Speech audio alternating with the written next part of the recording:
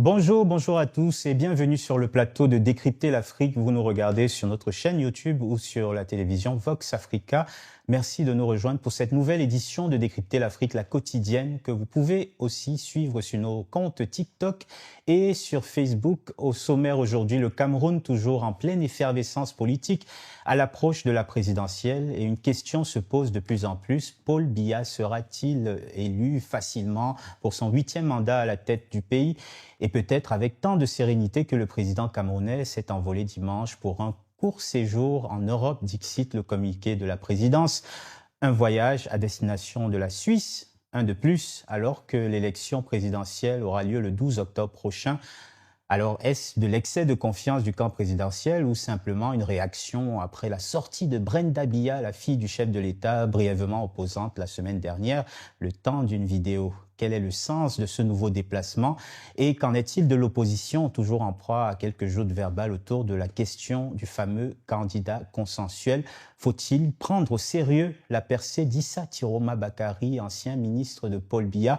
Toutes ces questions, je m'en vais les poser à mes invités. Calixte Beyala, bonjour. Bonjour Fabrice. Merci d'avoir accepté notre invitation. On ne vous présente plus, écrivaine, lauréate du prix littéraire d'Afrique noire et du Grand Prix du roman de l'Académie française. Merci d'être avec nous aujourd'hui. C'est moi qui vous remercie. Wilfried Ekanga, qu'on ne présente plus non plus, militant politique proche du mouvement pour la renaissance du Cameroun, le parti de l'opposant Maurice Kamto. Merci Wilfried d'avoir accepté l'invitation également. Merci Fabrice, merci de ton invitation. Juste une petite correction, je suis militant du mouvement pour la renaissance du Cameroun, même si de temps en temps, je peux prendre des positions plus personnelles, ce qui sera certainement le cas au cours de cette émission. D'accord, merci de cette précision. Alors, je parlais de ce déplacement, ce nouveau déplacement à quelques jours seulement de la présidentielle. Calixte Beyala, que pensez-vous de ce nouveau voyage du chef de l'État qu'on ne voit pas beaucoup depuis l'annonce de sa candidature et qui, là, on a vu les images de son départ pour la Suisse, on l'a vu donner on imagine des hautes instructions à son cabinet proche. Qu'avez-vous pensé de ce déplacement? Je pense que je commence un peu à en avoir assez de mise en scène. Parce que là, vous ne pouvez pas me dire que soudain, un homme en public qui ne voit pas déjà le peuple qu'il a élu, le peuple qu'il a aimé depuis 43 ans, le peuple qui lui a tout donné, brusquement comme ça, on n'a que des mises en scène avec Paul Biya. C'est ça qui est gênant la langue, c'est-à-dire où c'est l'ambassadeur de France qui nous donne un bilan de santé de notre chef d'État, nous-mêmes on ne le voit jamais, ou c'est l'ambassadeur, ou je ne sais pas qui d'autre, ou alors vous avez ces extraordinaires mises en scène. Le commandant vous avez dit de l'Africom qui l'a rencontré il y a quelques jours, le commandement. Oui, mais tout ça reste des étrangers, monsieur, ok? Les Camerounais n'ont pas de contact avec cet homme qu'ils ont élu il y a 7 ans. On ne sait même pas qui il est, comment il fait, comment il fonctionne.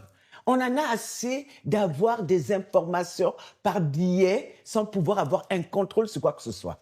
Mais quant à moi, je vous dis, ce déplacement n'est pas lié à un zèle ou à un excès de confiance. Je pense que ce déplacement est juste pour aller se soigner comme d'habitude, se retaper puisqu'il nous propose qu'il va à son vieil âge faire le tour du Cameroun et faire campagne. D'accord? Je pense qu'il est temps que les Camerounais sachent exactement à quoi sert leur argent, pourquoi ils n'ont pas de route, pourquoi ils n'ont pas des hôpitaux, pourquoi ils n'ont pas d'eau potable, tout simplement parce que l'État, à travers un homme, vit sur un train de vie extraordinaire. Entre ses enfants, sa famille et lui-même, il nous coûte extraordinairement cher. J'aimerais bien qu'on fasse une comparaison entre ce que coûte un chef d'État comme Macron et un chef d'État comme Biya qui vit dans les hôtels à l'étranger. Je pense qu'il coûte plus cher qu'un chef d'État français ou même qu'un chef d'État américain. Je pense qu'il est temps que pour un pays comme le Cameroun, on regarde les choses en face. Il n'est pas parti parce qu'il a confiance, il est parti en Suisse parce qu'il a peur. Il est parti en Suisse parce qu'il est déstabilisé. Il a peur de son peuple déjà. Quand vous ne voyez pas votre peuple, que vous ne l'approchez pas, ça peut être dû à deux attitudes, mais deux attitudes condamnables. Soit un grand mépris, et on ne peut pas continuer à soutenir un homme qui méprise les Camerounais, soit à une grande peur. Peur d'une contagion, peur d'être déstabilisé, d'être renversé. Et je ne vois pas en quoi son attitude relève de la sérénité. Il sait, cet homme sait pertinemment, excusez-moi, que le peuple camerounais ne votera pas pour lui. On ne votera pas pour lui. Quel que soit lambda, personne n'a l'intention, même pas sa propre fille, même s'ils essaient de rattraper les choses, on n'a pas l'intention de voter pour lui. Donc, il sait qu'il a déjà perdu et il nous fait des mises en scène 1 million de fois, une fois de plus, cet homme que nous avons tous beaucoup aimé, hein, et qui nous méprise ou alors qui a peur de nous. C'est terrifiant et c'est horrible pour ce peuple-là. On n'a pas de chef d'État. Il faudrait à un moment donné se le dire. Qu'est-ce que c'est qu'un chef d'État? Un chef d'État est un homme qui va vers son peuple, qui gère les problèmes avec son peuple, même quand c'est difficile. Vous avez déjà vu Biya aller auprès de malades au Cameroun? Même quand il y a des accidents terribles, il ne dit rien à ce peuple-là. Au même moment, il y a un mort en France ou aux États-Unis, il envoie des lettres de condoléances. Qu'en est-il de ce peuple-là? Pourquoi il ne le fait pas pour son peuple? Pourquoi il n'est jamais là pour nous? Vous les avez vus quand il y a des milliers de morts à Ezeka ou ailleurs? Vous les avez vus dire quoi? Vous les avez vus consoler ce peuple-là? Moi, aujourd'hui, je ne vais pas absorber, boire ces mises en scène familiales ou étatiques avec ses potes ou ses frères ou ses sœurs. Je n'en ai vraiment, comme la plupart des Camerounais, j'en ai ma tasse. Je vais passer à autre chose et je passerai à autre chose.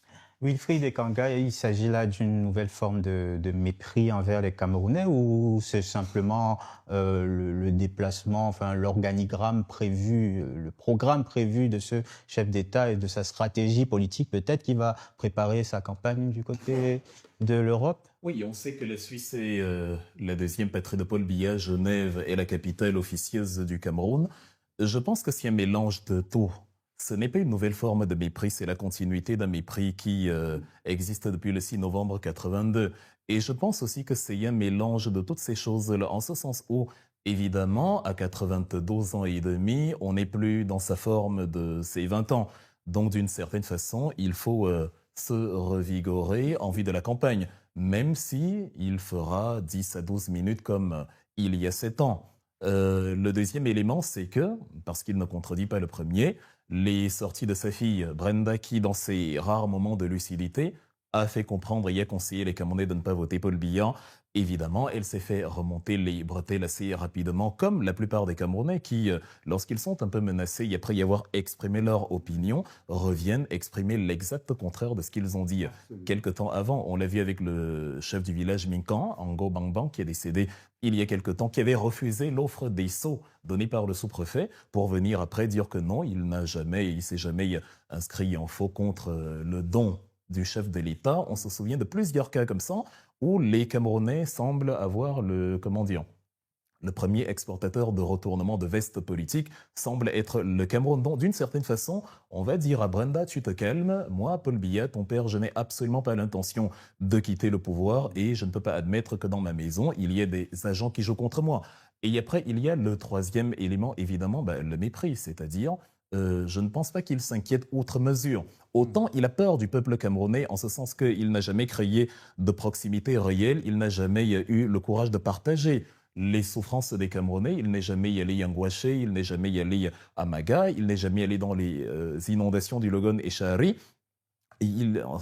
L'absence de proximité avec son peuple fait que il a l'impression d'être étranger à son peuple, ce qui n'est pas faux, et son peuple aussi le considère plus ou moins comme un étranger. Mais en même temps, il n'a pas peur de ce peuple-là, en ce sens où il compte procéder exactement de la même manière comme il le fait depuis 82, c'est-à-dire le non-droit, sans prêter attention aux résultats des urnes. Il compte déclarer sa victoire, et cette sérénité-là se traduit entre autres par l'organisation des régionales qui a déjà été annoncée pour le 30 novembre de cette année, alors que dans le calendrier électoral, il est prévu les municipales et les législatives avant les régionales. Donc, les législatives qui devaient avoir lieu devaient déjà avoir lieu avant les présidentielles et qui ont été prorogées au mépris de la loi parce que l'article 15 alinéa 4 précise bien que cela ne doit être fait qu'en cas de crise grave. Paul Biya, qui nous dit que le Cameroun se porte bien et que tout va pour le mieux, ne peut pas nous expliquer en même temps qu'il y a une crise assez grave pour entraîner la prorogation du mandat des députés et des conseillers municipaux. Et dans le même ordre d'idées, il va encore violer les textes en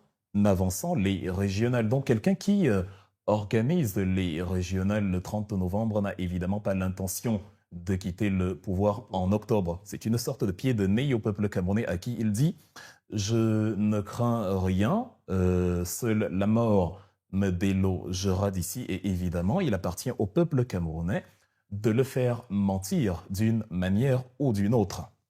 Mais est-ce qu'on peut, si on se place du point de vue, je me fais un peu l'avocat du diable, si on se place du point de vue du RDPC, dire comme le diraient certains que le président est aux affaires, où qu'il soit? Non, la Constitution prévoit que le siège des institutions se trouve à Yaoundé.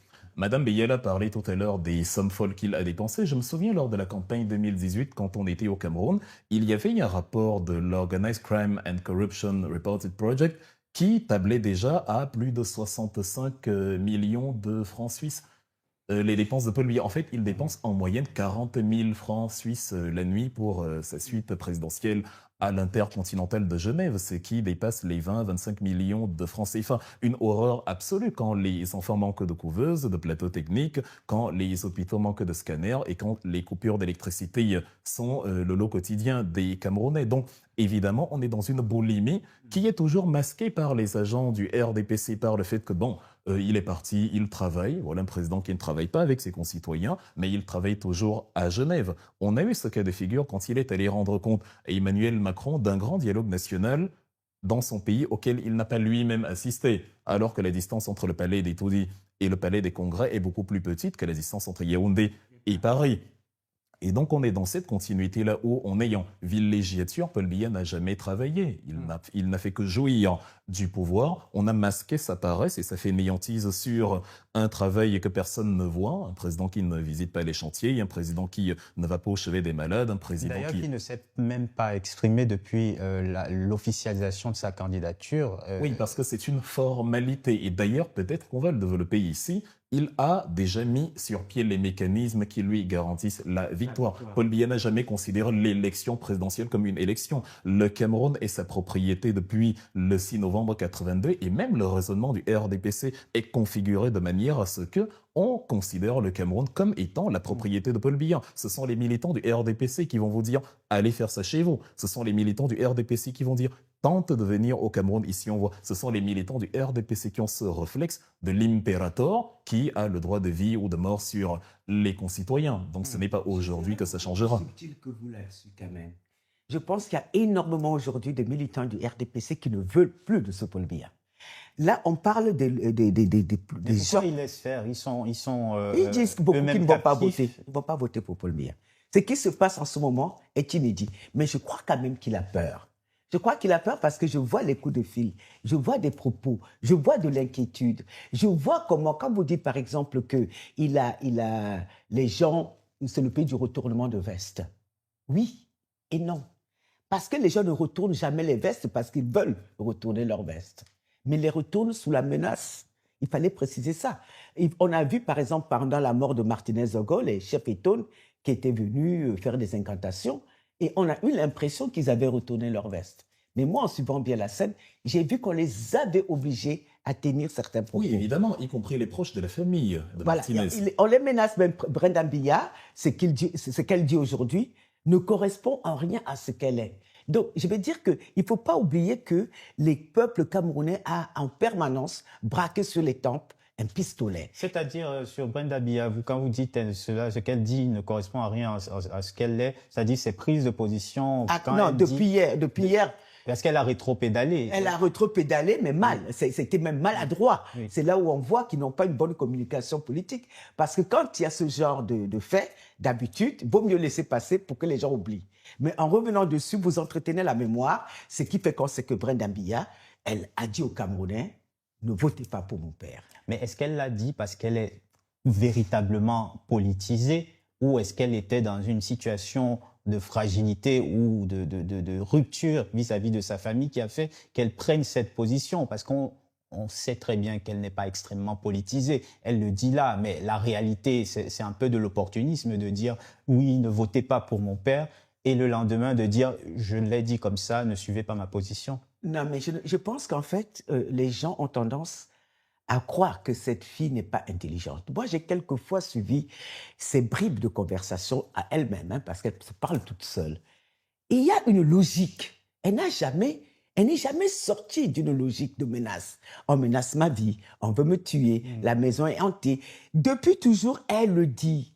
Et ça, la cohérence permanente de ces dires ne ressemble pas au dire de quelqu'un qui serait déconnecté d'une réalité et qui n'aurait pas prise avec le réel. C'est faux. Peut-être qu'elle a ces moments où elle fait des choses qui vous paraissent incohérentes, mais elle n'a jamais été incohérente. Elle n'a jamais vraiment exprimé beaucoup d'amour pour cette famille-là. Suivez ses propos il y a 1 an, 2 ans auparavant. Elle dit, oui, ils veulent me tuer. Et c'est ce qu'elle nous redit. La seule chose qu'elle a rajoutée cette fois-ci, c'est quoi? Ne votez pas pour mon père. Il a fait beaucoup de mal au peuple camerounais. Moi, j'ai tendance à croire que cette femme est intelligente. C'est pas une gamine, parce qu'elle a presque 30 ans. Elle est intelligente. Vous la voyez passer d'une langue à l'autre. Et avoir aussi une pensée très organisée sur beaucoup de choses. Vous savez, quand quelqu'un joue au fou pour vous perdre, ne vous perdez pas dans sa folie. Donc, je pense que cette femme est cohérente. Quand elle dit ça, elle le ressent profondément. Elle nous parle, par exemple, d'une femme dans son lit. Elle ne sait pas comment cette femme est entrée. Elle nous donne des informations par rapport au vécu africain, où il y a quand même cette forme de mysticisme, de magie, d'irréel. Et elle le vit, elle. Et beaucoup de témoins, comme Titus Odoa, nous avaient parlé de cet aspect mystique qui se déroulait dans ce palais-là. En quoi le fait que cette jeune femme en parle en fait justement une parole inacceptable parce qu'elle serait folle? Arrêtez de faire passer des gens pour des folles. Même si elle prend certaines substances, elle a clairement des moments de grande lucidité. Oui. Wilfried, vous êtes d'accord? C'est exactement ce que j'ai dit. En fait, voilà. C'est clair qu'elle a une approche personnelle de la souffrance. Mais comme le dit le célèbre artiste Valsero, quand le changement est inéluctable, même les actes de conservation de pouvoir les plus compliqués deviennent des actes de changement. C'est-à-dire, Brenda Biya fait une sorte de chantage au bien-être à ses parents, un peu comme un enfant qui ferait du chantage à l'argent de poche. Et pour ses problèmes personnels, elle est prête à en découdre. Maintenant, il appartient au peuple camerounais de tirer la substantifique moelle de ce qu'elle a dit pour l'utiliser à son profit. Elle a dit ne votez pas Paul Biya. Et évidemment, après, elle est intimidée, elle est menacée, comme tous les Camerounais qui sont intimidés et menacés quand ils s'insurgent contre Paul Biya. Donc, ce qui a été dit, beaucoup de Camerounais ont pris acte de ça, mais il faut garder à l'esprit que quand bien même Paul Biya veillerait à ce que sa fille tienne un narratif dans la droite lignée de ce que voudrait la famille, Paul Biya n'a jamais considéré la vérité des urnes comme un élément qui le fait partir. Paul Biya décrète le résultat des urnes. Le vrai enjeu pour le peuple camerounais, c'est d'arracher la victoire. Que ce soit en septembre, en octobre, en janvier ou à X date, il ne s'agit pas de supposer, de s'imaginer que Paul Biya, de son plein gré, parce que les urnes auront parlé, décidera, ah tiens, je m'en tiens au résultat, je m'en vais, cela aurait eu lieu depuis longtemps si c'était le cas. Donc, quel que soit ce que Brenda dit, quelle que soit la réaction de sa famille par rapport à ce qu'elle dit, ce que la famille a prévu, ce que Paul Biya a prévu, comme tout dictateur qui se respecte, c'est de mourir, a été dit. Sans autre forme de procès, c'est de mourir, a été dit. Soit on va l'évincer de là, soit il y mourra. Oui, mais en fait, il bat du principe, quand on parle du mépris, il nous a effacés de sa mémoire.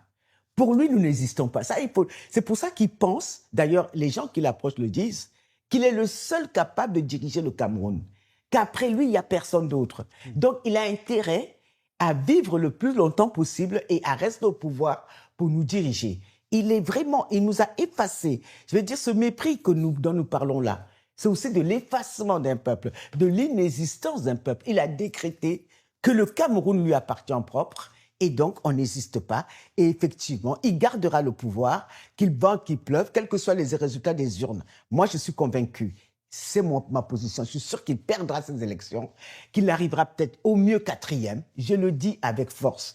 Il arrivera au mieux 4e, mais qu'il a déjà ses résultats préparés. Il nous appartient à nous maintenant de ne pas se laisser dépouiller une fois de plus et de sortir de cette souffrance dans laquelle on nous a enfermés. Alors, parlons de la concurrence. Calix Péala, du côté de l'opposition camerounaise, la question du candidat consensuel semble quand même assez compliquée. Sur les réseaux sociaux, vous avez fait votre choix qui se dirige vers Issa Tiroma Bakary. Pourquoi ce choix? Mais parce que je veux dire, d'abord j'ai attendu, comme tout Camerounais, j'ai attendu que, entre guillemets, les opposants dans lesquels il y a énormément de candidats, d'ailleurs suscités par ce régime, il ne faut pas se leurrer, il ne faut pas se fermer les yeux, il ne faut pas se cacher derrière son petit doigt, puissent s'entendre. Mais c'est utopique de penser qu'ils pourraient s'entendre, qu'on pourrait mettre à la même table X avec Y, avec Z, avec... Non, c'est impossible. Donc, il nous appartient, comme c'est une élection à un tour, à faire ce qu'on pourrait appeler un vote utile. Donc, je vote utile, je vote Tiroma, parce qu'il est celui qui est à même, peut-être demain, de revendiquer notre victoire. C'est même le seul parmi tous ces hommes-là. C'est celui qui a quand même, vous le voyez aujourd'hui, malgré ce que j'ai pu dire, il y a énormément de gens, d'hommes, de Camerounais, de tout horizon derrière lui. On voit pendant ces déplacements drainer énormément de foule. C'est de la folie. Oui. C'est de la folie. Les Camerounais cherchent un sauveur. Ils ne sont pas en quête d'un homme politique avec un programme. On n'a pas lu son programme. On veut le changement. Et après, on verra bien. Moi, je suis désolé, Comme il a en plus dit qu'il ne va pas rester plus de 5 ans, qu'en 5 ans maximum, c'est ce qu'il nous a dit, il va pouvoir changer ce code électoral bancal que nous subissons tous depuis 40 ans, qu'il va pouvoir faire une transition et qu'il y aura des élections beaucoup plus crédibles qu'il va organiser. Je pense qu'il faut aller vers lui et ne pas s'attarder sur ceux-là qui ont des accointances avec le palais, et ils sont nombreux. Et je pense que le peuple... Pardon. Vous parlez d'accointances. Mais tous.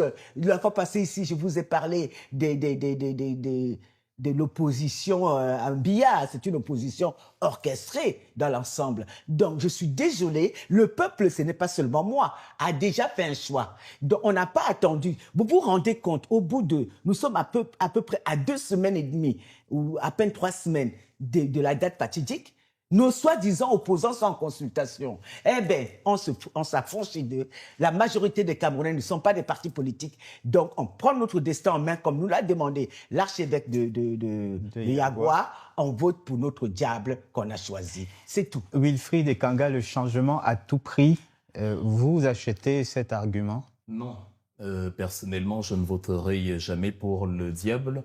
Je préfère garder mon âme. Je vais commencer par une invitation. La Diaspora organise à Genève dans quelques jours, le vendredi 26 septembre, une grande mobilisation à la place des Nations. Ça tombe d'ailleurs très bien puisque Paul Biya se trouve à Genève. Une grande mobilisation à la place des Nations pour rappeler à l'ONU qu'elle est complice du crime qui se passe actuellement au Cameroun, le crime d'État, le banditisme politique.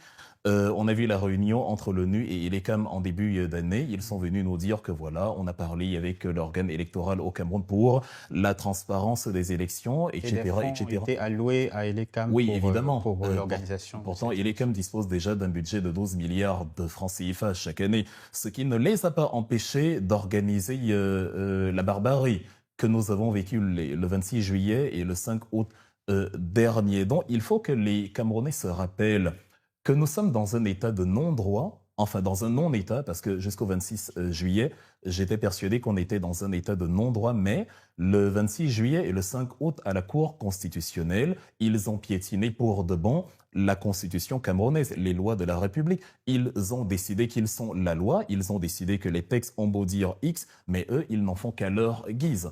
Quand vous voulez rejeter un candidat, l'article 4, alinéa 1 de la loi du 21 avril 2004 précise que les décisions du Conseil doivent être motivées. C'est-à-dire, si vous dites qu'il y a une double candidature et que c'est la raison pour laquelle vous évincez un candidat, il faut expliquer pourquoi le conseiller municipal du Manidem, en l'occurrence dans le littoral, garde ses fonctions après que son mandat ait été signé par un président dont vous déclarez actuellement qu'il n'est pas légitime. Dans cette mécanique perverse organisée par le RDPC pour chasser son principal opposant, illustre le non-état dans lequel on vit au Cameroun, où Paul Biya décide que le Cameroun, c'est sa chose. On est dans le Biyaland, dans le royaume Cameroun, et donc les Camerounais doivent garder à l'esprit que on est précisément dans un non-état, d'où l'invitation à tous ceux qui sont en diaspora de se joindre à cette mobilisation pour mettre sur la table les éléments fondamentaux qui vont nous permettre d'aller à une véritable élection où on peut vaincre par les urnes de manière transparente. Et donc, alors, est-ce que ce sera Issa Tiroma Bakary? J'en viens juste 30 dernières secondes pour préciser de quoi il s'agit. L'enjeu étant donc l'invitation à réclamer la dissolution du Conseil constitutionnel, la dissolution de l'ELECAM, de l'organe électoral, et la réorganisation de ces structures avec des membres mixtes qui, dans l'idéal, seraient issus de toutes les formations politiques pour éviter justement l'unanimité perverse qu'on a avec des militants du RDPC qui deviennent des arbitres d'une élection à laquelle le RDPC participe. Je ne dis pas que ce sera facile, mais il le faut parce que l'élection telle qu'elle... C'est peut-être une mission impossible avant, avant l'élection. Que je termine, parce que l'élection, à mes yeux, en fait, elle s'est terminée le 5 août. Ah ben dis donc. Paul Biya s'est débarrassé de son adversaire le plus dangereux. Il parlait de Maurice Kamto. Oui, évidemment, il s'est débarrassé de son adversaire le plus dangereux. Vous avez Jean-Pierre Boucher, militant du MRC, qui, il y a quelques jours, est allé déposer des sièges au siège du MRC dans le Septentrion, à Garoua. Il s'est vu intimer l'ordre de quitter la ville. Au même moment, je n'ai rien contre Issa Tiroma, mais il y a lieu de s'interroger comment, dans un non-État comme celui-là, il peut organiser ses meetings sans être inquiété le moins du monde. Il y a même la télévision nationale qui a fait un reportage plutôt persuasif, plutôt positif à son sujet il y a quelques heures. Et quand je pense à tout ce que nous avons subi, quand je pense au fait que Maurice Kamto n'a même pas pu être reçu par ses militants quand il est revenu de Paris, je regarde l'actualité et je constate un seul élément, c'est-à-dire, comme la nature a horreur du vide, pour donner de la crédibilité à cette élection qui est déjà jouée d'avance et pourrie d'avance, Paul Biya a suscité des hommes qui vont tuer en le peuple camerounais tout esprit de révolution et qui vont l'enfermer dans l'illusion d'une victoire par l'élection. Oui, mais en principe, oui, allez-y, réagissez parce que c'est un échange. Là, je veux dire, on est dans... Vous pensez vraiment, nous connaissons tous, monsieur, ce que vous appelez les Nations Unies, cette espèce de chose qui a été créée. J'ai dit bien chose. Hein. Je ne parle pas en... Non, laissez-moi finir. C'était une revendication. Oui, mais allez faire une revendication inutile. Laissez-moi finir là-dessus. Non, je m'explique, puisque c'est notre initiative. Le symbole est important. La mobilisation s'adresse en premier lieu aux Camerounais du Cameroun. Nous n'allons pas pousser la naïveté. Parce que Paul Biya s'y trouve. Et parce que... Non, vous avez fixé cette date bien avant que Paul Biya s'y trouve. Je donnais justement... Je vous pose une question. Les Nations Unies ont été créées pour que les petits Européens ne se fasse plus la guerre. Je donnais la deuxième organisation raison. A toujours joué contre le peuple africain. Évidemment. Donc, comment pensez-vous un seul instant Permettez que je réponde à la question. Seront écoutées dans un lieu où les gens ne vous écoutent pas? Je dis, les Nations Unies sont allées organiser le crime à Yaoundé avec l'ELECAM. Je l'ai dit, nous n'allons pas pousser la naïveté jusqu'à croire que les Nations Unies vont nous aider et faire. En fait, nous allons clarifier certaines choses. On va leur dire... Nous sommes conscients du crime, de la complicité du crime. Nous n'attendons rien de vous, mais la mobilisation, elle est importante non seulement au-delà du symbole, mais pour montrer à nos concitoyens du pays que c'est fondamental de se mobiliser. Ce que nous faisons en diaspora, c'est pour vous donner de la force là-bas au Cameroun pour que vous fassiez de même, pour que vous réclamiez la même chose, parce que l'avenir, le changement du pays, c'est entre les mains du peuple camerounais qui ne peut pas croire en une élection avec les arbitres que nous avons là. Évidemment, ils vont entériner comme ils l'ont fait depuis 43 ans. Vous ne pouvez pas réduire le Cameroun à un homme. Je pense que c'est Non. dangereux ce que vous êtes en train de Ce faire. n'est pas ce que je Le fais. Cameroun n'est pas réduit à Kamto, qui Non. est un homme important du MRC, mais qui n'est pas un leader pour tout le monde. J'ai parlé de Les l'article gens- 4 les de la gens loi ont de des 2004. leaders différents. Il s'agit de Selon- la violation de la loi, pas de mettre un homme au pouvoir, mais de dire le droit. Et si par le plus grand Ben des oui, hasards, mais le droit pour permet... l'instant, on est à 3 semaines d'une élection. Même si cette élection va être truquée et truandée, je suis là d'accord avec vous. Vaut mieux quand même qu'il y ait quelqu'un, qu'on y aille, qu'on vote pour quelqu'un et que après on puisse revendiquer. On ne va pas rester les bras croisés parce que votre leader à vous Pas du tout. a été malhonnêtement Libre, écarté. libre Qu'est-ce à que ceux vous qui... êtes en train de nous dire? Pas du tout. Libre à ceux qui y vont Wilfried, violer. Nous n'avons évidemment pas je vais- mis sur pied des moyens de coercition pour Wilfried, empêcher ceux qui y Wilfried, croient d'y aller. Une seconde, je pose juste une question. Vous semblez réduire un petit peu l'impact de Maurice Kamto. C'est quand même l'éléphant dans la pièce. Il draine aussi, lui Oui, aussi, bien sûr, mais des il n'est pas le milliers seul. de Camerounais Il n'est pas le qui seul. étaient prêts à voter pour lui. Oui, mais il n'est pas le seul. Quand on voit les Il rencontres n'est qui se pas font, le seul. Je des suis opposants, désolée. Et personne il ne dit n'est qu'il pas est le le seul. seul. Oui. D'accord? Et je vais dire qu'on ne va pas Et il a- arrêter. il a une Et- certaine- Excusez-moi. Allez-y. Si on ne va pas arrêter un pays pour un homme, on va. Je vais dire, nous sommes des soldats. L'un tombe, l'autre continue. Mais Et ce n'est pas, ce n'est pas faut- tout à fait ce qu'il Non, c'est pas ce qu'il dit. Oui. Moi, c'est ce que j'ai dit. C'est-à-dire que si je tombe, Wilfried doit me remplacer. Je ne suis pas irremplaçable. C'est comme ça qu'il faut concevoir les combats. Alors- Ce n'est pas focaliser et rendre un homme purement incontournable pour tous. Non. Oui, il est important, mais nous sommes en guerre. Quand un tombe, l'autre continue. Alors, il faut éduquer les Camerounais à détester le non-droit et non à prendre acte du non-droit et à penser que le sort arrivé à la sauterelle épargnera le criquet.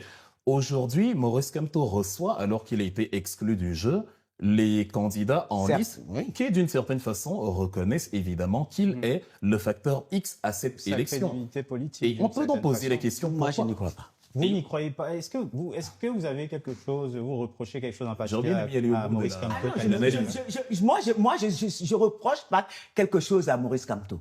Je reproche quelque chose à l'hyper-personnalisation. Parce que nous avons déjà vécu Biya. Vous savez, c'est-à-dire la personnification de tout passe par lui. On a connu ça. Moi, Calixte Beyala, pour le futur du Cameroun, je ne veux plus d'un président roi. Je veux d'un président simple qui semble sera très à bien. côté du peuple. Et c'est-à-dire que si je savais que je venais débattre de Maurice Kamto, Ah non, non, non, je vous c'est- jure que je ne serais pas C'est pas venu. le cas. On est en Madame train de Biela, parler vous de avez l'opposition. mentionné le nom Maurice C'est Kamto vous. 10 fois plus que moi. Non, c'est vous qui en avez J'ai parlé. parlé de l'article. Wilfried, J'ai parlé de l'article 4 alinéa 1. L'article 4 alinéa 1. Mais si je suis là pour débattre de Kamto, moi, Non, pas du tout. On parle de l'opposition camerounaise. L'article 4 alinéa Allez-y. 1 ne mentionne pas Maurice Kamto. L'article 4 alinéa 1 oblige le Conseil constitutionnel à justifier de manière rationnelle ses décisions et non à obéir aux ordres du pouvoir exécutif. je suis Et- d'accord là-dessus et avec si par- vous. Et si Mais par c'est la personnification qui me gêne là-dessus. Est-ce que je peux poursuivre? Et si par le plus grand des hasards, l'application de l'article 4 alinéa 1 a pour conséquence la réintroduction d'un candidat qu'on a exclu, on ne va pas s'excuser pour cela. Ça Mais ça s'appelle ne se fera pas. ça s'appelle C'est pas utopique.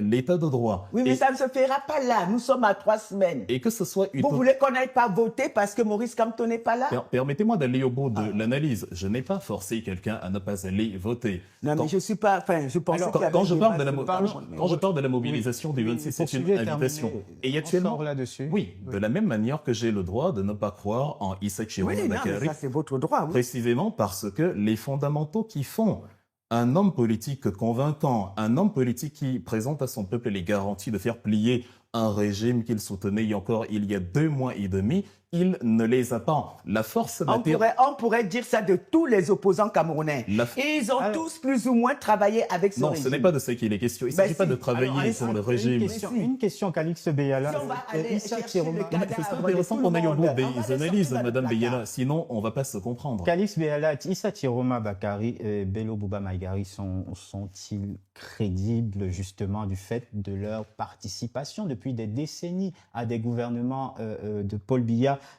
Ces deux candidatures, on le sait, avec un fort bassin électoral dans le Nord, représentent l'opportunité d'une recomposition réelle ou alors une forme de scène orchestrée par le pouvoir au final. Moi, je ne crois pas que ce soit une scène orchestrée par Déjà, le pouvoir. vous ne considérez pas les deux comme étant tout à fait pareils. Ben oui, parce que tout simplement, on a l'histoire en tête, peut-être pour les plus jeunes.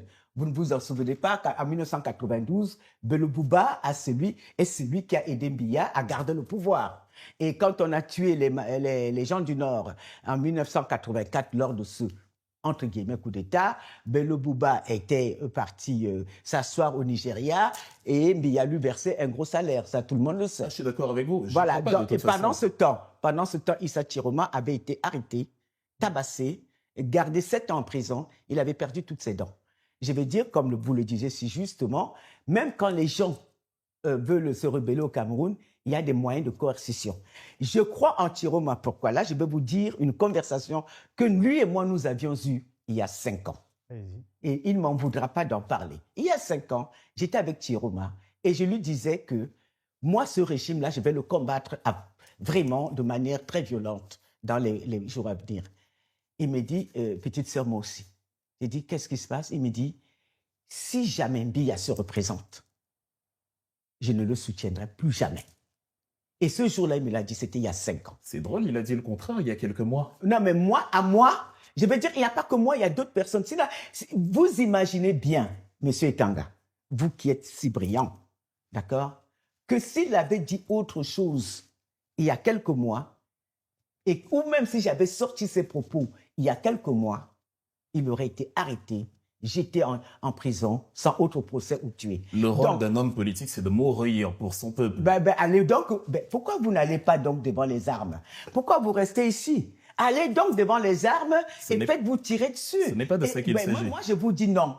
Je vous dis non, je préfère un soldat vivant, un homme comme vous, aussi brillant, je vous préfère vivant que mort. Il n'en demeure pas moins que nos héros sont... les sacrifices de vie inutiles, des élites. Une élite, c'est difficile à fabriquer, ok? L'autre jour, j'en ai parlé ici, notamment de Foguet.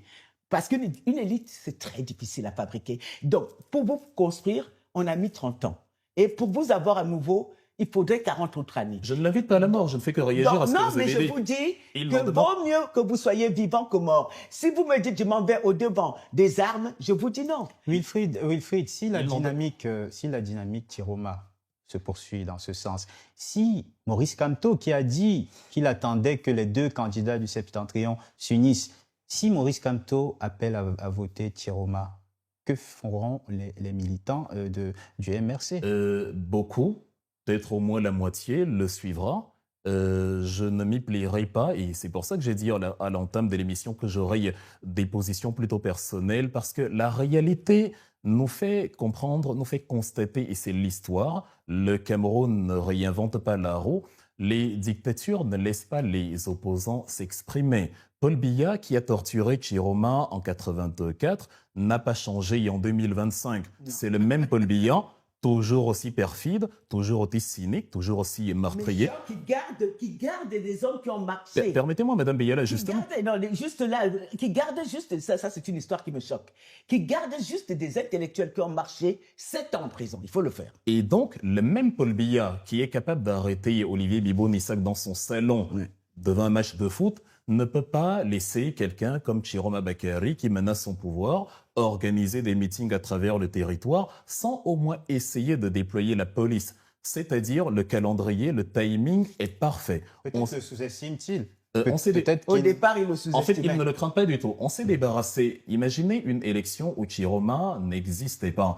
Vous auriez Hiram Liodi, Cabral Libi, Joshua Oshi. Avec tout le respect que j'ai pour eux, ce ne serait pas crédible, ni aux yeux des Camerounais, ni aux yeux des Camerounais, ni aux yeux de... J'aimerais qu'on écoute, qu'on écoute. Je termine parce que... Juste un extrait et on revient sur juste un extrait de deux de ces candidats pour voir justement cette dynamique d'union derrière un candidat consensuel. J'aimerais qu'on écoute ces deux candidats qui, eux, croient fermement en leur chance et qui disent qu'ils vont gagner, on les écoute. Je suis le seul qui porte. Quand le congrès extraordinaire de mon parti m'a choisi comme candidat, la majorité présidentielle existait toujours comme un seul bloc. Et nous allions à cette élection pour la gagner. Nous allons toujours à cette élection pour la gagner. Je suis dans cette course pour changer de système. Parce que je pense que le problème fondamental du Cameroun, c'est celui d'un système hyper présidentialiste, hyper centralisé, qui tue toute opportunité au développement. Et donc, il faudrait voudrais absolument revenir à ce que nous proposons depuis 1990 et c'est pour cela que je suis contre ce débat d'ailleurs sur l'opportunité de mettre ensemble des candidatures parce que je suis le seul qui porte le projet fédéral dans notre pays, c'est-à-dire un fédéralisme d'exécution où on remettrait le pouvoir au peuple et où le pouvoir irait du bas vers le haut.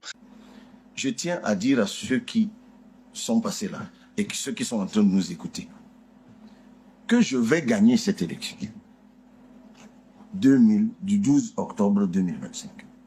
Pourquoi? Et contrairement à ce qu'on a entendu, ça va nous faire il y a anticiper quelqu'un qui sur... a invoqué le contexte, un certain nombre d'institutions et de choses qui sont favorables au pouvoir sortant. C'est une illusion d'optique qui est elle-même chevillée à ce que nous appelons l'impuissance apprise. C'est des idées reçues. Alors voilà, Wilfried, ces candidats y croient, donc c'est trop tard pour un regroupement de candidats de l'opposition derrière Issa Chiroma. Alors, je ne crois pas en l'élection d'octobre. Il faut que cela soit clair. Je ne crois pas en un candidat consensuel. Donc quand ils disent qu'ils vont gagner, persuadés de leur chance... Ils ne gagneront pas. Je les respecte beaucoup et je comprends qu'ils soient persuadés de leur chance, mais ils ne gagneront pas. C'est la méthode, quoi. Ils le disent juste pour faire de la communication. Certainement qu'ils en sont convaincus. Ça s'appelle l'autosuggestion. Je ne sais pas. Chiroma aussi est convaincu, mais il ne gagnera pas. Maurice Kamto n'a pas dit faites coalition et je vais donner une consigne de vote. Non, il a dit la responsabilité vous incombe. Je refuse la méthode du charognard où j'ai été exclu. Vous n'avez pas été capable de défendre l'article 4 alinéa 1 parce que vous avez pensé que la défense de l'état de droit, c'est la défense d'un individu. Et paradoxalement, vous êtes revenu sur le même individu, à savoir moi, pour que ma consigne de vote vous apporte un vivier électoral. Le problème, c'est que avec la faible conviction qui émane de vous, sur le fait que vous êtes les hommes du changement, je ne veux pas que l'histoire retienne de moi celui qui aura entériné, légitimé par ma consigne de vote la forfaiture organisée par Paul Biya. C'est pour ça que je l'ai dit tout à l'heure. Il y a quelques jours à peine, un individu militant du MRC est privé de tenir une réunion. Permettez-moi de développer, Madame Beyela. Je respecte vos opinions, vous devez respecter les miennes. Moi, je ne suis pas d'un parti politique. Non, mais peu importe. Je ne savais pas que j'étais là pour parler des partis politiques. Non, peu importe, Madame Beyela, dans un état de droit, on est libre de choisir l'angle d'analyse. J'aurais dû savoir. Et donc... Terminé, oui. Wilfried. Et donc, justement, Maurice Kamto dit...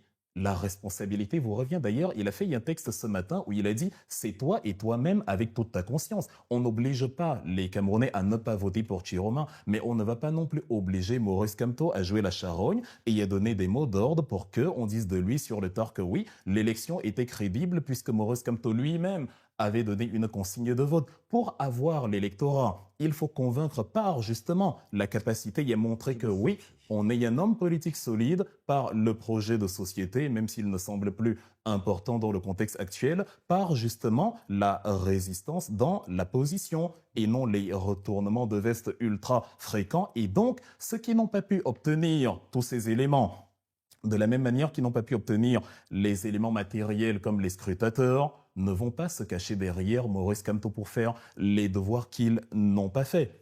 Donc la responsabilité incombe aux candidats de convaincre le peuple camerounais. Personne ne les en empêche. S'ils y arrivent, je serai le premier heureux. Alors, Calice Beyala, vous avez entendu cet extrait. Je sais que vous ne voulez pas parler forcément de Maurice Kamto. Alors, je suis mal à l'aise, je suis pas d'accord. Parlons de parle. l'opposition. On a entendu deux membres de cette opposition. Moi, je suis pas là je suis pas d'un parti politique. Oui, je suis une citoyenne lambda. On parle de cette mouvance d'opposition. On dit souvent que les égos, justement, des leaders d'opposition empêche d'avoir une convergence vers une personne. Est-ce que vous partagez ce diagnostic quand vous écoutez aussi les deux personnes qu'on a entendues avant? Je partage absolument ce diagnostic. Et se cacher derrière du verbiage et dire que oui, non, on ne prend pas position parce que j'ai été exclu, parce que ceci. Tous ces hommes politiques, ce qui les caractérise au Cameroun, c'est leur ego surdimensionné. C'est moi ou la fin du monde. Ils sont exactement comme Biya lui-même. Certains ont dit qu'ils étaient prêts à se ranger. Oui, mais ils sont très peu. Oui. Mais ils vont peut-être se ranger ou pas. Mais vous remarquerez avec moi que le peuple a déjà pris sa décision de vote. Ils vont voter. Ceux qui vont voter Cabral Libye voteront Cabral Libye. Mais la majorité, pour l'instant, vote Chiroma. que ça vous plaise ou pas. Non, je l'espère pour lui. Non, mais donc, parler toujours, oui, c'est moi qui décide, c'est moi qui veux faire ça. Je vais dire, j'en ai assez de cette espèce de boursouflure de l'ego qui remplit l'espace, qui ne permet pas au Cameroun d'exister finalement, à la pensée d'exister, parce que les gens sont auto-centrés sur eux-mêmes. C'est l'un des grands problèmes du pays, c'est que ce sont des hommes qui ressemblent à Biya. Ils ont grandi dans les mains de ce Paul Biya et ils en sont l'émanation pour la plupart d'entre eux. Après, Calix Beyala, vous savez... Exceptionnel, Chiroma Bakary. Oui, ou alors le vôtre de candidat. Alors, vous savez très bien qu'une chose est de gagner l'élection au Cameroun et l'autre est d'être proclamé président. La jurisprudence, en quelque sorte, John Frundi 92, doit être dans la tête de tout le monde. C'est que la popularité, aussi grande fut-elle d'Issa Chiroma Bakary, ne lui garantirait pas de gagner et d'être proclamé président de la République.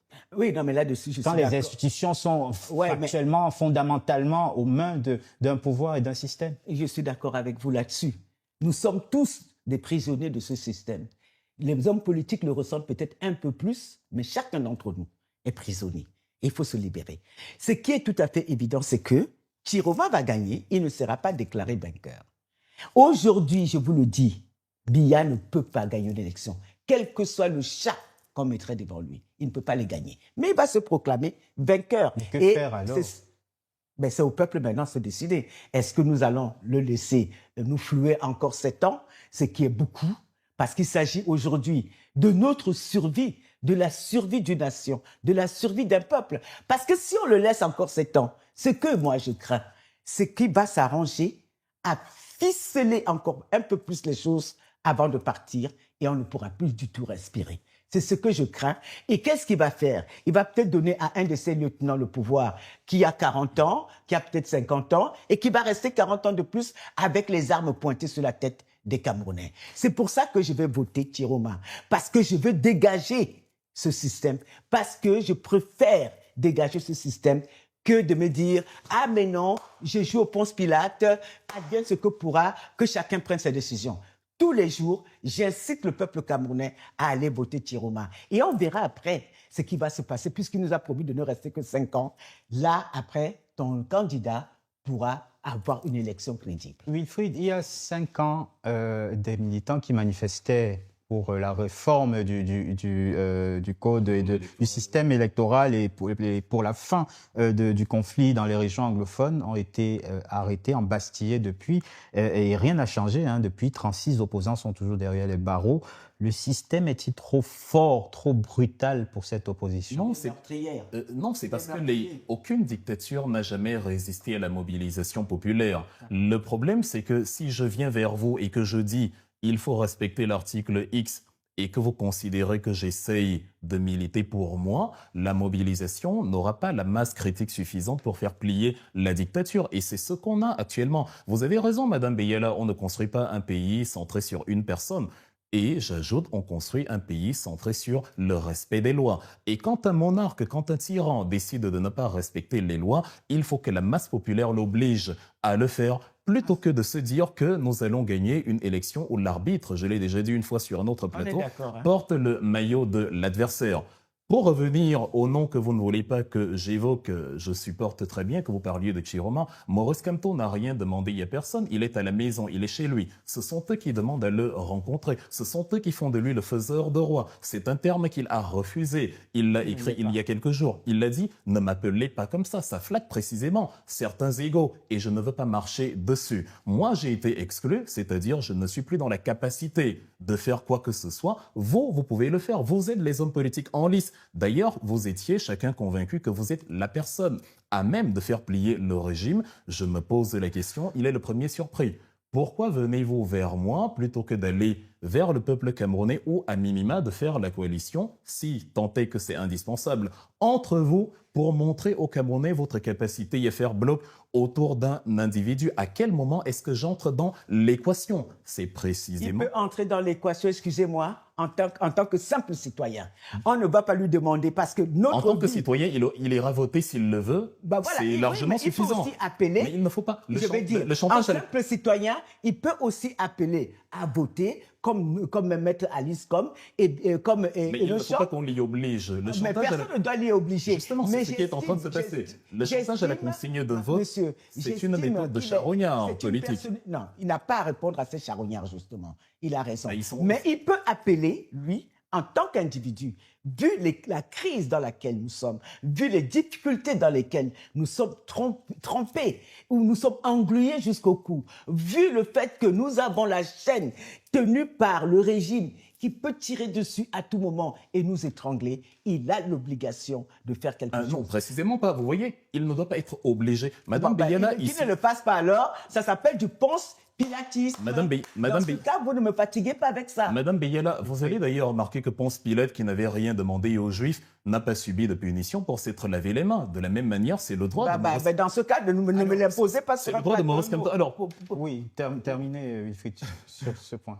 Oui, pour finir... C'est plus beaucoup de temps. Oui, pour finir, mais enfin, je ne peux que réitérer, et ce n'est évidemment pas une obligation, ceux qui veulent voter pour Chiroma iront voter. Ma lecture personnelle est que Chiroma est l'élément par lequel Paul Biya vendra cette élection demain comme une élection qui s'est déroulée avec une pluralité de candidats et avec une opposition solide. C'est pour ça que Chiroma peut mener ses activités sans être empêché. J'ai une toute autre lecture qui peut prêter à sourire, mais les railleries d'aujourd'hui sont parfois la remise en question de demain. Je considère que les Camerounais ont droit à une élection assainie où ce n'est pas Clément Atangana, militant du RDPC, qui prononce la sentence finale. Il faut qu'il y ait des citoyens choisis par les Camerounais eux-mêmes parce qu'ils ont brillé par leur neutralité et par leur capacité à dire le droit. Et c'est le peuple camerounais, de la même manière qu'ici en France, le peuple français a imposé la fin de la monarchie et l'instauration de la République. Je le redis encore, le Cameroun ne réinvente pas la roue. J'aimerais pour terminer, s'il vous plaît, qu'on parle un petit peu du rôle de la France qui reste souvent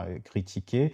On se souvient de cette rencontre entre l'ambassadeur français et Paul Biya au palais d'Etoudi. Selon vous, la France soutient-elle encore activement ce pouvoir et ce système de Paul Biya, Kalice Beyala? Du peu que j'en sais, non. Du peu que j'en sais, non. Et pourtant, j'en sais beaucoup. Mais du peu que j'en sais, non. Du peu que j'en sais, on se moque même du peuple camerounais par ici, en disant que nous sommes un peuple de lâches, qui ne prend pas son destin en main et qui ne veut pas aller affronter. Et là, je suis d'accord avec vous, monsieur Etanga, que le peuple doit se manifester, et fortement, auprès des leaders. Parce que tout seul, aucun leader ne peut faire quoi que ce soit.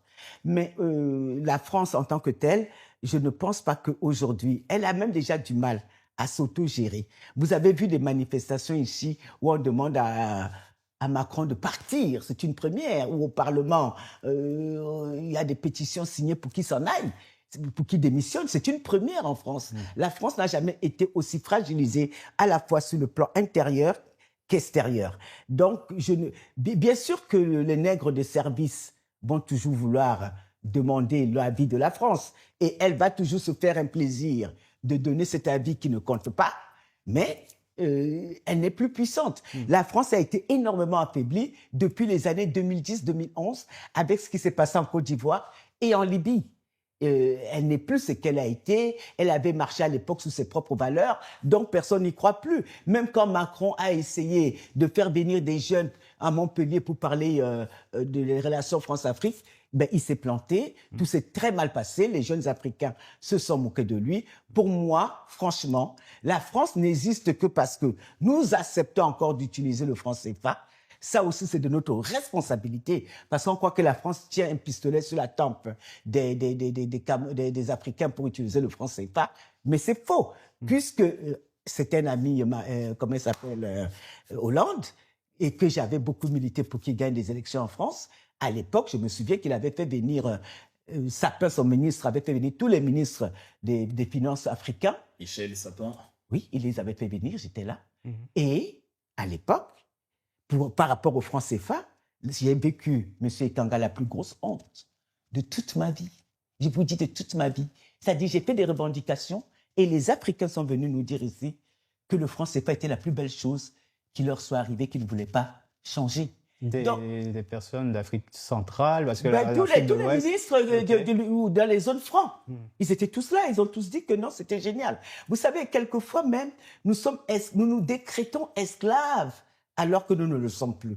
Et je pense que nous sommes dans cette situation-là, parce que quand on voit les pays de l'AES qui se sont libérés, plus ou moins, on se dit pourquoi un grand pays comme le Cameroun ne pourrait pas faire sa propre révolution, parce que le Cameroun a besoin de cette révolution à la fois politique, économique et spirituelle. Le mot de la fin, Wilfried Ekanga, c'est vrai que la politique d'Emmanuel Macron vis-à-vis des pays comme le Cameroun, c'est en gros, je caricature, mais débrouillez-vous avec vos dictateurs là. Oui et non. Il ne faut pas sous-estimer l'adversaire.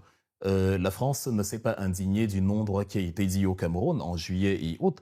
On a vu M. Thierry Marchand, général d'armée pour la cause, envoyé au Cameroun pour faire le travail que Roland Pré, Guy Georgy, Jean Lamberton, Jacques Faucard ont fait il y a quelques décennies. On a vu Thierry Marchand dans une réunion avec Paul Atangandji, le ministre de l'Intérieur, chose impensable en Occident. Et ils ont parlé de l'élection d'après son propre compte rendu. On a vu Hubert Bonneau, le patron de la gendarmerie, ancien patron du GIGN, qui est venu et passer littéralement en revue les troupes. Et la scène était tout aussi humiliante que la scène des ministres sur les questions du franc CFA que vous avez évoquées à l'instant. Il est évident que la France a perdu pied dans beaucoup de régions en Afrique, mais il faut se méfier d'une bête blessée. Si la France a été aussi barbare au Cameroun et en Algérie, c'est parce qu'elle ne voulait pas subir à nouveau la défaite du Vietnam. On se souvient que la déroute à Dien Bien Phu, c'était en 1954. Et quand la guerre d'Algérie démarre en 1954, évidemment, la France opère avec une sauvagerie incroyable. De la même manière qu'en 1955 au Cameroun, c'est-à-dire sensiblement à la même période, elle n'y va pas de main morte. Donc, je continue de voir la mainmise de la France dans cette histoire et je considère d'ailleurs, après la visite de Issa Chiroma à l'ambassade de France avant de se déclarer candidat, comme une émanation et une idée principalement... Non, j'ai une analyse froide parce que c'est lui. Parce que c'est lui. Vous ne citez pas les autres. Non, parce que les autres. Vous pensez que les autres n'y vont pas? Parce que tous les autres, ils vont à l'ambassade. Il faut vraiment. C'est parce que Madame. Arrêtez de personnaliser. C'est parce que Beyala ne me permet pas d'aller au bout. D'aller au bout de mon analyse. Parce qu'il est présenté comme l'animal alpha. Je n'ai aucune haine à son égard. Pour le mot de la fin, je dirais deux choses. La première, c'est que un homme politique qui nous dit aujourd'hui, alors qu'il a brillé par ses retournements de veste, qu'il fera un mandat de 2 ans ou de 3 ans et après il remettra le pouvoir, le lieutenant-colonel Joseph Désiré Mobutu a dit la même chose en 1965 avec la suite que l'on connaît. Moi, je ne fais que réitérer l'invitation à tous les Camerounais qui sont conscients que le match ne peut pas se jouer avec un arbitre qui est le maillot de l'adversaire. Je les invite vendredi 26 septembre 2025 à Genève, à la place des nations. Il ne faut pas avoir raison devant les gens, il faut avoir raison devant l'histoire. Et c'est le but que je recherche. Et la deuxième chose, vous voulez dire deux choses. La première était le rappel du... Non, mais je suis désolé, Yann. Vous me faites venir sur un plateau pour défendre des positions politiques d'un parti. De toute façon, j'avais déjà dit les deux choses, vous pouvez y aller. Pas politique. Non, mais il avait agresser terminé. des candidats sur des plateaux qui ne sont pas là, qui n'ont pas de représentation politique, je trouve ça pas bien. Parce que moi, je ne suis pas une représentante politique. C'est de la critique et du débat. Non, non. Parce que quand vous faites de la critique et du débat, il faut que le candidat ait un représentant. Merci, on arrive. Pardon, on arrive à la fin. Je suis désolé, on arrive à la fin de cette émission. Merci à vous de l'avoir regardé. Merci Wilfried Ekanga et Calixte Béala pour cet échange. Rendez-vous prochainement pour d'autres décryptages de l'actualité africaine.